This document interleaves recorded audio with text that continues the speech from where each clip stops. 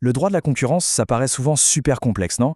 En fait, le plus simple, c'est de l'imaginer comme une compétition sportive. Pour que le jeu soit juste et que le meilleur gagne vraiment, eh bien, il faut des règles. Et c'est justement ce qu'on va faire ensemble aujourd'hui. On va décortiquer ces règles du jeu de l'économie pour comprendre comment on fait pour que la compétition reste saine et surtout équitable pour tout le monde. Alors, voilà le programme. On va d'abord poser les bases, le grand principe de liberté qui est à l'origine de tout, puis on verra ensemble quelle est la règle du jeu principale. Ensuite, on plongera dans le vif du sujet. Qu'est-ce qui se passe quand on franchit la ligne jaune? On verra ça avec un cas pratique, celui de Nadia, vous verrez, c'est très parlant. Et pour finir, on regardera comment on peut obtenir réparation. Allez, on y va. Première étape, donc, les fondations. Parce que pour bien comprendre les règles, il faut revenir à la base, au principe fondamental sur lequel tout le système repose. C'est une idée qui est vraiment au cœur de notre économie. Et ce fameux principe, le voilà. Il vient de très très loin, il est inscrit noir sur blanc dans un texte que tout le monde connaît, la Déclaration des droits de l'homme. En fait, la liberté d'entreprendre, c'est tout simplement une application de cette idée beaucoup plus large. En gros, on peut créer, on peut innover, on peut vendre, tant que ça ne vient pas nuire aux autres. C'est la seule limite. Et ce grand principe, il se décline en 3 libertés bien concrètes, comme on le voit ici. D'abord, la liberté d'entreprendre. C'est simple, c'est le droit de choisir son business, de s'installer où on veut. Ensuite, la liberté d'exploitation. Là, on gère son affaire comme on l'entend, on fixe ses prix, on choisit ses partenaires. Et enfin, et c'est ça qui nous intéresse le plus, la liberté de la concurrence. Ça, c'est le droit d'aller chercher les clients des concurrents, mais, et c'est un grand mais, à condition de le faire loyalement. C'est vraiment sur ce point que tout va se jouer. Ok, on enchaîne sur la deuxième partie. Parce que, comme on vient de le dire, cette liberté, elle n'est pas totale. Ce n'est pas la porte ouverte à tout et n'importe quoi, c'est une liberté qui est encadrée. Et voilà, la règle d'or, elle est là, sous nos yeux. Loyauté et bonne foi. Ce ne sont pas juste de jolis mots, ce sont vraiment les 2 piliers qui empêchent le marché de se transformer en une espèce de jungle où tous les coups seraient permis. L'idée, c'est de se battre avec ses propres armes, la qualité de ses produits, des prix attractifs, de l'innovation. Et forcément, à l'opposé, on a la mauvaise foi. C'est tout simplement le fait de jouer contre les règles, de chercher délibérément à faire du mal à un concurrent, non pas pour être meilleur, mais juste pour l'affaiblir et en tirer un avantage personnel. Bon, mais concrètement, ça ressemble à quoi la mauvaise foi? Comment ça se manifeste sur le terrain? Eh bien, le droit a identifié 4 grandes familles de comportements qu'on considère comme déloyaux. Les voici, ces 4 familles. D'abord, on a la confusion. Ça, c'est quand on imite un concurrent pour que le client se trompe. Par exemple en copiant un logo ou un emballage. Ensuite, il y a le dénigrement. Là, c'est simple, on cherche à salir la réputation d'un concurrent en public. On a aussi le parasitisme, c'est-à-dire quand on se colle à une entreprise connue pour profiter de ses efforts et de sa notoriété sans rien faire. Et enfin, la désorganisation, qui consiste à essayer de saboter de l'intérieur le fonctionnement d'un concurrent. La théorie, c'est bien, mais pour que tout ça soit bien clair, rien de tel qu'un bon cas pratique. Alors on va se mettre un instant dans la peau de Nadia, une restauratrice qui, vous allez voir, est confrontée à une situation, disons, compliquée.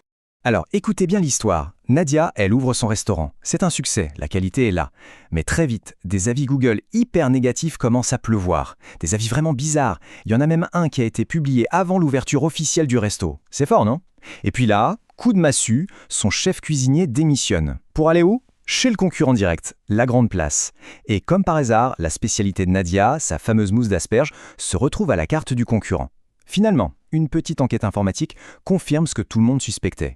Les faux avis, ils viennent tout droit de l'ordinateur du concurrent. Bilan des courses, 20 000 € de pertes et une image de marque qui en a pris un sacré coup. Alors, la question se pose, même si on a une petite idée de la réponse. Est-ce que tout ça, c'est loyal ? Le concurrent n'a pas essayé de faire une meilleure mousse d'asperges ou de proposer de meilleurs prix? Non, il a choisi une autre stratégie, nuire. Attaquer directement Nadia pour la couler. Clairement, ce n'est pas ça le jeu de la concurrence. Alors maintenant, mettons notre casquette de juriste et analysons la situation. Les faux avis sur Internet, ça, c'est un cas d'école de dénigrement. L'objectif y était limpide, détruire la réputation de Nadia. Et le débauchage du chef, ça, c'est de la désorganisation. Alors attention, petite précision, embaucher un salarié qui vient de la concurrence, ce n'est pas forcément illégal. Mais ici, c'est différent. Ça s'inscrit dans une manœuvre globale qui visait clairement à déstabiliser l'entreprise de l'intérieur. Ok, le constat est clair. Nadia est victime de concurrence déloyale. Mais la vraie question, c'est qu'est-ce qu'elle peut faire maintenant? Concrètement, comment elle peut obtenir justice et surtout être dédommagée pour tout ce qu'elle a subi? Alors là, c'est un point absolument essentiel à retenir. Pour aller en justice, il ne suffit pas de dire « mon concurrent a été méchant ». Non, la loi exige de prouver 3 choses. Primo, un dommage, c'est-à-dire une perte, qu'elle soit financière ou morale. Deuxio, un comportement déloyal, la fameuse faute. Et tertio, un lien de causalité, il faut prouver que c'est bien la faute qui a causé le dommage. C'est ce triptyque, la base de tout. Et si on applique ce test à Nadia, est-ce qu'on a nos 3 conditions? Voyons voir. Le dommage, oui, et il est double. Matériel, avec les 20 000 € de perte, et moral, avec son image qui était salie. Check. Le comportement déloyal, oui, on l'a bien identifié. Dénigrement et désorganisation, check. Le lien de causalité, évident. Sans les faux avis et le départ du chef, Nadia n'aurait pas eu ces problèmes. Double check. La conclusion est donc sans appel, toutes les conditions sont réunies, Nadia peut aller en justice et demander réparation. Pour terminer, ce petit tableau est super utile pour ne pas s'emmêler les pinceaux. Ce qu'on vient de voir, la concurrence déloyale, c'est une attaque ciblée contre une entreprise précise.